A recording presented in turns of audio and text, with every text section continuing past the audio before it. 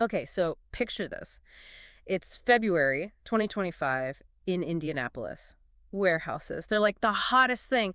And you know who's leading the charge? Amazon. Amazon, FedEx, the whole crew. We're going to really dig into what's happening with commercial real estate in Indy, all thanks to this really cool article about a realtor who's, well, killing it. It's wild, right? Because it's not just about buildings. It's like, what's making a city grow and change? Exactly. And we're going to figure out what's driving this boom in Indy. Is it just that it's like a logistics dream, or is there more to it? Oh, there's definitely more. Think offices changing, retail doing its own thing. Plus, we got to talk about the not so fun stuff too. Right, like zoning and interest rates going crazy. Fun times. But hey, that's where the smart investors come in, right? Totally. So whether you're like ready to drop some cash on a property or just curious about how cities work, this deep dive is for you. First up, why is everyone suddenly obsessed with Indianapolis? The article calls it the Midwest's rising star. Location, location, location. I mean, Indy's right in the middle of everything. Highways, they've got them all. Mhm. I-65, I-70, I-74, you name it. Makes sense. Super easy to move stuff around. Exactly. Especially with all this online shopping, companies like Amazon and FedEx need to get things moving fast. And Indianapolis, well, they've got that covered. So it's all about those warehouses, though. Well, they're a big part of it, for sure.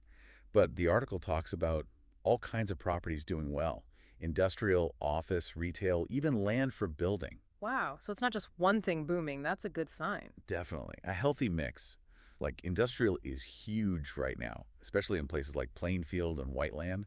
Think giant warehouses for all that e-commerce stuff. Okay, industrial makes sense. But Yeah. what about offices? With so many people working from home these days, aren't those kind of struggling? You'd think, right?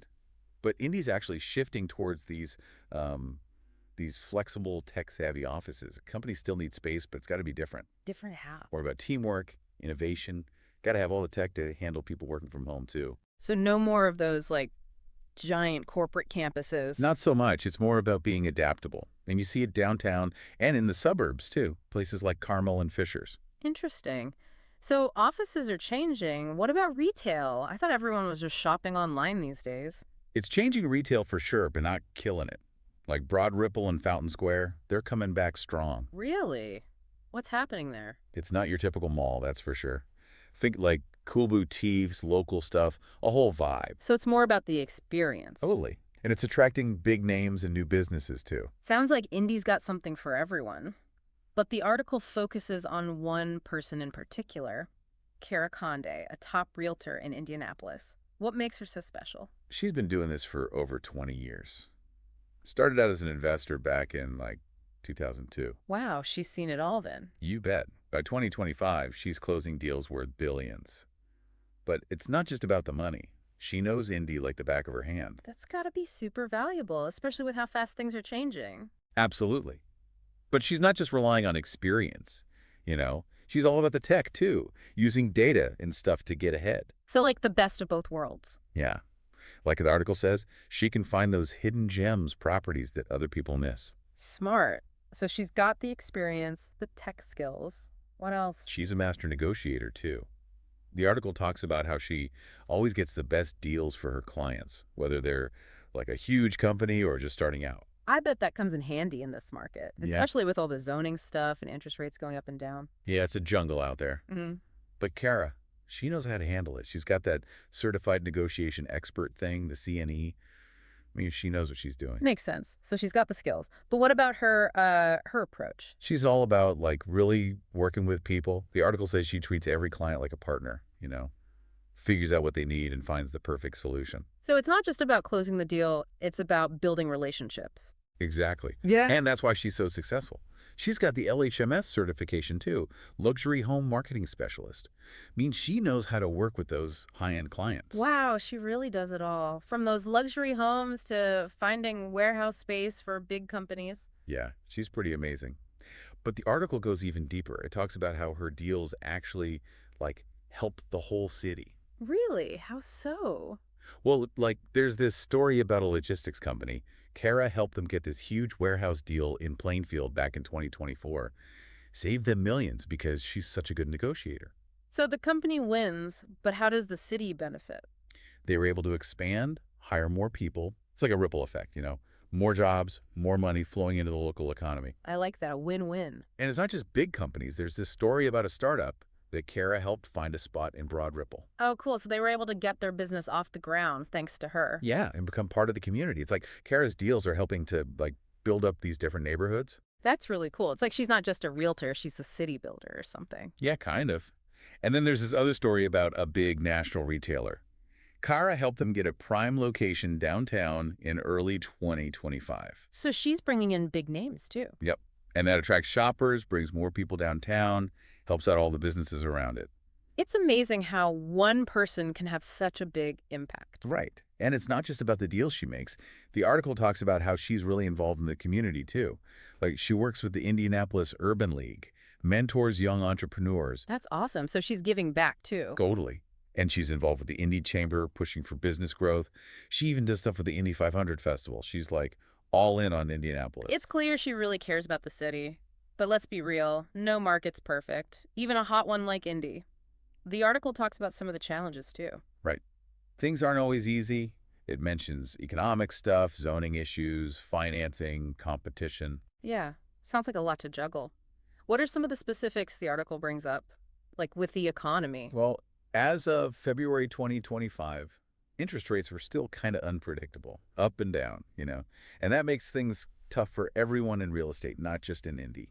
So even if you find the perfect property, those interest rates can mess things up. Totally. And inflation's still an issue, making construction and stuff more expensive. That makes sense. Prices going up everywhere. What about those supply chain issues? I feel like we've been hearing about those forever. Oh, yeah. Those are still happening, too. The article specifically mentions that some industrial projects in Plainfield got delayed because of that. Things just weren't arriving on time. So even with a booming market, there are all these other things to worry about. Exactly. Got to be flexible, have a backup plan. You never know what's going to happen.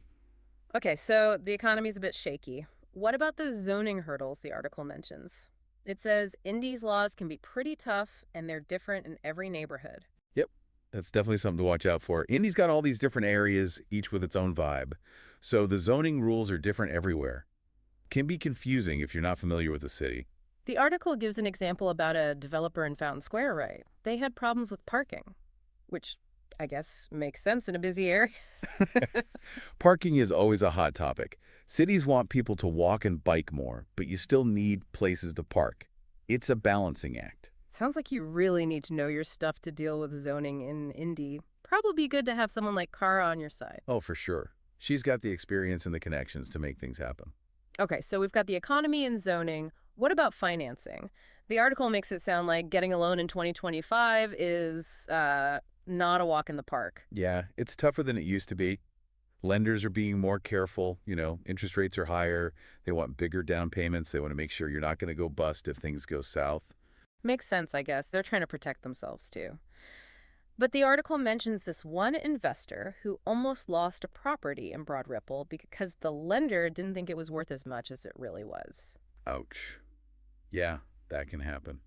Shows why it's so important to work with people who really know the market, like Cara, and be ready to fight for what you want, even with the lenders. Okay, so we've got economic uncertainty, zoning nightmares, and financing headaches. Anything else investors should be aware of in Indy? Well, competition's getting pretty fierce. Lots of people want a piece of the pie, especially for those hot properties like industrial space and downtown retail. So it's not enough to just have money, you got to be smart about it. Exactly. And that's where Cara really shines. She knows how to make her clients stand out, how to win those bidding wars. The article talks about how she helped this logistics company get a warehouse in Whiteland, even though they were up against some big national players. She's like a real estate ninja, Yeah. getting things done even when it's tough. That's why she's at the top of her game. She's not just finding properties, she's creating opportunities, helping her clients achieve their dreams, even with all the obstacles. It's inspiring to see someone who's not just riding the wave, but actually shaping the market. It shows that success in real estate isn't just about luck. It's about knowledge, connections, and the right attitude. And having someone like Cara on your side definitely doesn't hurt. Okay, so we've talked about what's working in Indy, what's tough, but what about the future? What's next for commercial real estate there? It's always fun to, imagine what's coming next, right? The article gives us a few hints. Remember that whole logistics boom we talked about? E-commerce? That's not going away anytime soon. Yeah, those warehouses are probably going to get even bigger. Probably. Those industrial parks around Plainfield, white land, they'll keep growing. And who knows? Maybe we'll see some crazy new tech in those warehouses. Like robots running everything. Totally. More automation, even smarter supply chains. Got to be efficient, right? Hmm. Especially with everyone wanting their packages.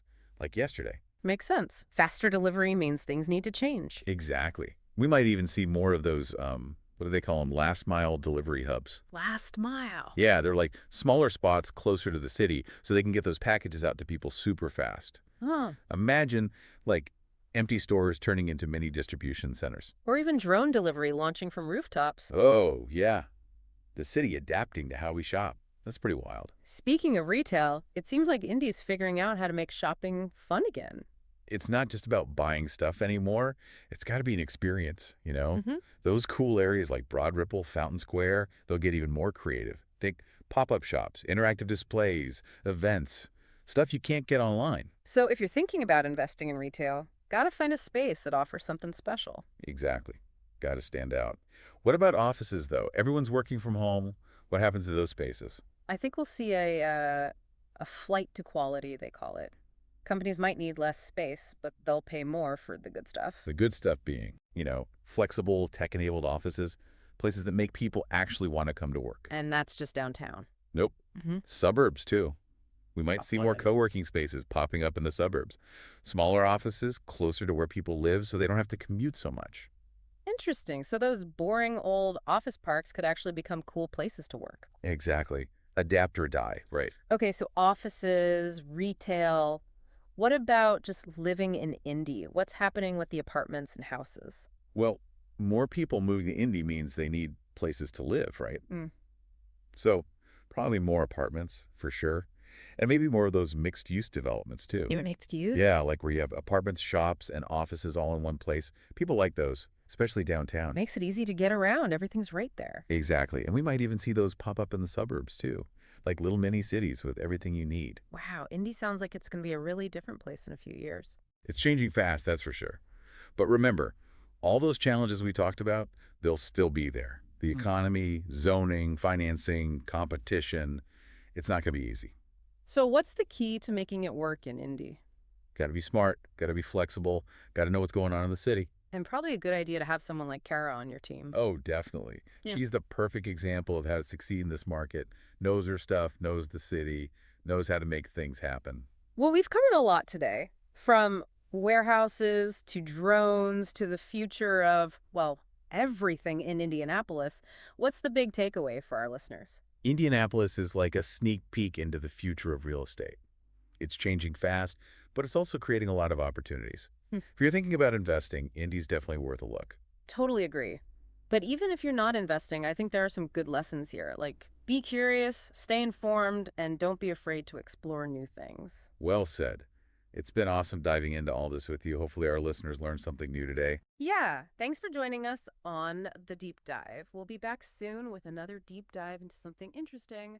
Until then, keep exploring.